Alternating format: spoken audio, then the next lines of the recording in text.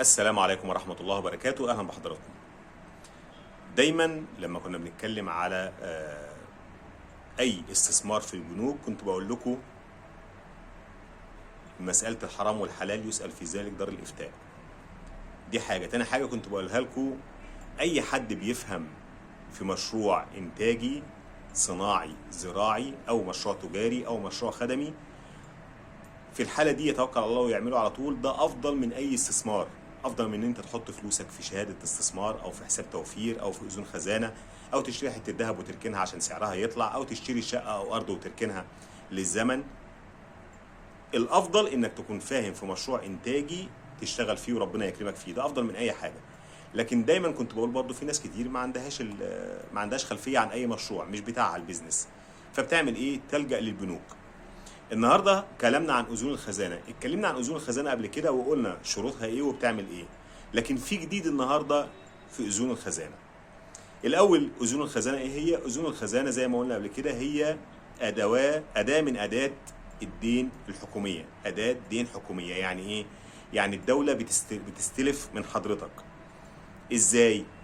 بتيجي وزاره الماليه بتقول، انا بقول الكلام ده انا قلته قبل كده لكن برضه بقوله دلوقتي للناس اللي ما شافتوش. بتيجي وزاره الماليه، بس هقول لك الجديد بعد كده. بتيجي وزاره الماليه تقول لك انا السنه دي محتاجه مصروفات 2 تريليون جنيه مثلا، اصرفهم بقى على التعليم والصحه والطرق وخلافه. الفلوس اللي جايه لي من الضرايب والجمارك وخلافه اللي هي ايرادات الدوله بقى تريليون ونص، يبقى كده في عجز نص تريليون جنيه، يعني 500 مليار جنيه. هتجيبهم منين؟ بتستلف. تيجي وزاره الماليه تقول للبنك المركزي يا بنك يا مركزي انا عايزه السنه دي 500 مليار جنيه.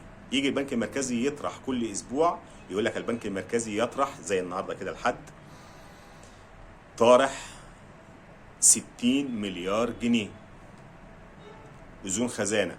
يعني ايه؟ يعني تيجي وزاره الماليه تقول له انا عايزه 500 مليار جنيه اطرح لي بكره، بيطرحها مرتين في الاسبوع، اطرح لي يوم الاحد ده 60 مليار جنيه على البنوك. قول لي البنوك انا عايزه 60 مليار جنيه، فتيجي البنوك تروح للبنك المركزي بمزاد. ده اللي كان معمول بيه، اللي هو ايه؟ اللي هو بنك مصر يقدم يقول انا ممكن اديك من ال 60 مليار دول 10 مليار مثلا. يعني يجي بنك القاهره يقول له 5 مليار، يجي بنك الاهلي يقول له 12 مليار، ايا كان. يعني كل بنك بيقدم الرقم اللي هو عايزه بالفايده اللي هو عايزها. يعني انا هديك 10 مليار بس هاخد فايده 30%. يجي بنك مصر يقول له لا انا هديك 15 مليار وفايده 29%. فطبعا الدوله هنا بتاخد باقل سعر فايده. ده لمصلحتها، كل ما كان الفايده اقل كل ما كان المصلحه ليها، لان الدوله هي اللي بتتحمل الفايده دي، اللي هو في الاخر المواطن اللي بيتحملها برضه. ما علينا، ده اللي كان بيحصل. طيب عشان حضرتك كنت تستثمر في اذون خزانه كنت بتعمل ايه كفرد؟ يعني كنت بتروح البنك قبل الساعه 10 الصبح او تروح 9 الصبح، البنوك اللي هي شغاله في اذون خزانه، وتقدم طلب تقول لهم انا عايز اشتري مثلا اذون خزانه بكذا. طبعا عشان تشتري اذون خزانه بتشتريها ب 25,000 جنيه ومضاعفتها، يعني 25,000 50,000 75,000 100,000 كده. فتقدم الاذن ب 25,000، فتقدم تقول انا عايز اشتري اذون خزانه ب 100,000 جنيه. ياخد منك الطلب، عايز حضرتك قد ايه؟ تكتب متوسط سعر الجلسه عشان تضمن انه هيجي لك.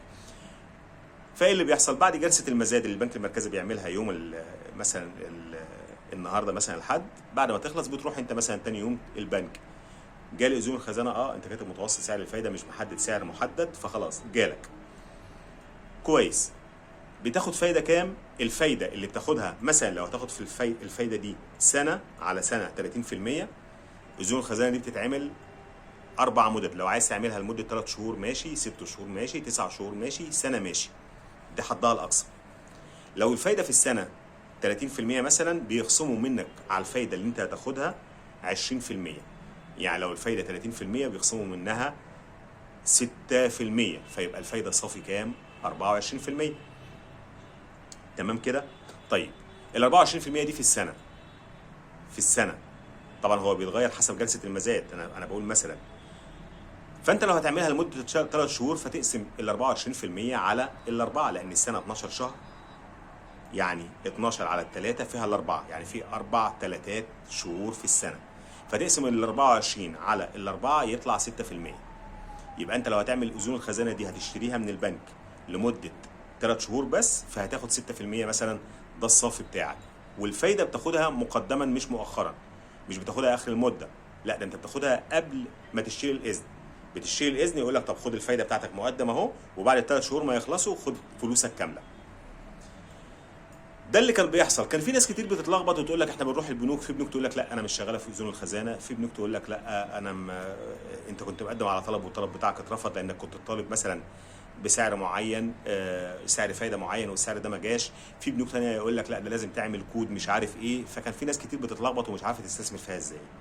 الجديد بقى ان رئيس البورصه الاستاذ احمد الشيخ اعلن ان هيتم التداول، تم السماح للافراد ان هم يتداولوا اذون الخزانه بيع وشراء من خلال شاشه البورصه مباشره. والكلام ده هيتم تطبيقه في خلال 3 أو 4 شهور. يعني حضرتك بيكون عندك، هو قال رئيس البورصه قال ان احنا البورصه بالتعاون مع الرقابه الماليه، هيئه الرقابه الماليه ووزاره الماليه دلوقتي بيدرسوا ان هم يطرحوا اذون الخزانه دي للبيع والشراء، الافراد يشتروا ويبيعوا فيها من خلال 30 او 40 شركه لسه هيتم الاتفاق عليهم، شركات سمسره في الاوراق الماليه اللي هي شركات البورصه، يعني اللي بتتداول من خلالها الاوراق الماليه. يعني الناس اللي شغاله في البورصه عارفه الموضوع ده. لو حضرتك بتشتري اسهم لازم بتروح شركه اسمها شركه سين لتداول الاوراق الماليه، اي شركه بقى بتعمل عندهم كود، بتشتري بقى الاسهم وتبيع من خلال الشركه دي، وسيط. من خلال الشركه دي برضو حضرتك هتشتري من خلالها اذون الخزانه، مش هتروح البنك بقى. ده الكلام ده في خلال 3 أو 4 شهور هيتم تنفيذه. هتشتري من خلال الشركه دي، فمش هيبقى في بقى التوهان اللي كان بيحصل لك. انت هتروح من خلال الشركه، انت عايز تشتري ب 100,000 جنيه اذون خزانه اتفضل، عايز تشتري بمليون اتفضل، عايز تبيع اتفضل، كله من خلال شاشه البورصه اكنه سهم. ده الموضوع هيبقى اسهل بكتير من اللي كان بيحصل. دي حاجه. تاني حاجه هتقولي الدوله عملت ليه كده؟ لانهم عايزين يوسعوا قاعده المستثمرين المحليين اللي بيشتروا ويتداولوا في اذون الخزانه. ليه؟ لان وفقا للتصريحات اللي طلعت من الماليه ان السنه الماليه اللي احنا فيها اللي هتبدا في 1/7 دي، السنه الماليه بتبدا من 1/7 لحد تخلص في 30/6، دي السنه الماليه. ف1/7 اللي جاي، من 1/7 اللي جاي لحد السنه ما تخلص السنه الماليه، الدوله قالت لك احنا هنصدر سندات واذون خزانه محليه بالجنيه، يعني بزياده عن السنه الماليه اللي فاتت 33%. يعني ايه؟ يعني هم السنه اللي فاتت استلفوا 2 تريليون و3 من 100 جنيه. السنه دي حتى الان هيستلفوا وفقا للتصريحات اللي طالعه في السنه الماليه القادمه هيستلفوا 2 تريليون و709، صح كده؟ و709 مليار جنيه. يعني هيستلفوا 33% زياده عن اللي استلفوهم العام المالي اللي هيخلص في 30/6 اللي احنا فيه ده. طبعا كل دي ديون، طبعا يعني لا نتمنى، لكن في الاول وفي الاخر هو مضطر، عنده عجز في الموازنه، عنده فايده اذون خزانه وسندات خزانه وغيره، فلوس سالفها من البنوك عايز يسدها. هو مين؟ انا بتكلم على الحكومه، وزاره الماليه. فبيعمل ايه؟ يطرح سندات خزانه او اذون خزانه جديده عشان يلم ويسد القديم، ويطرح جديد ويسد القديم، وهكذا. دي كلها ديون، لكن في الاول وفي الاخر زي ما قلنا مجبر اخاك لا بطل.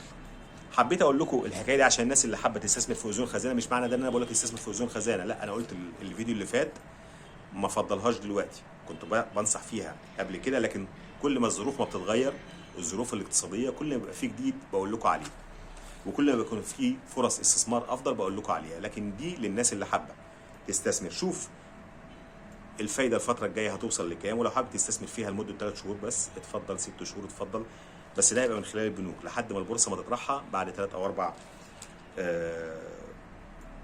شهور. ربنا يكتب لكم الخير جميعا، وتقبلوا تحياتي. سمير طنطاوي. السلام عليكم ورحمه الله وبركاته.